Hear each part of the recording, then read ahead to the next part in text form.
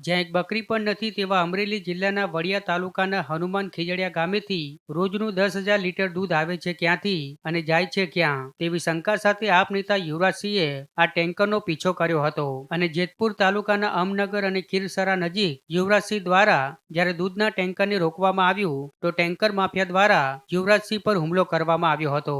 Tanker માફિયાઓએ યુવરાજસિંહની ગાડીના કાચ ફોડી સાથેના મિત્ર અને ડ્રાઈવરને માર માર્યો હતો। જેતપુર તાલુકાની હદમાં હુમલો કરવામાં આવતા યુવરાજસિંહ દ્વારા બાદમાં જેતપુર પોલીસને જાણ કરાઈ હતી। આથી બાદમાં પોલીસે હનુમાન ખીજડીયાથી નીકળેલ ટેન્કરને ઝડપી પાડી પોલીસ મથકે લાવ્યું હતું। હનુમાન ખીજડીયામાં દ્વારકેશ નામના દૂધ યુનિટમાંથી અરવલ્લી જિલ્લાની સહકારી ડેરીમાં દૂધનું ટેન્કર ઠાલવવામાં આવતું હોવાનો યુવરાજસિંહે આક્ષેપ મૂક્યો છે।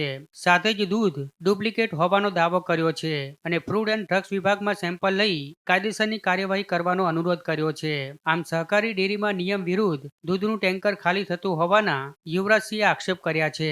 મહેનત જોવા જઈએ તો જે જગ્યાએ નકલી દૂધ બને અને એ જગ્યાએથી અલગ અલગ વિસ્તારોની અંદર જતું હોય એવી ઘણી બધી શંકાઓ અમારા સામે આવી હતી।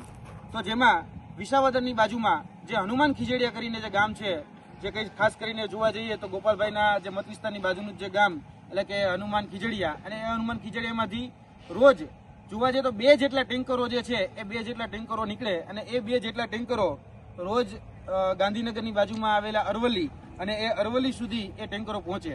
હવે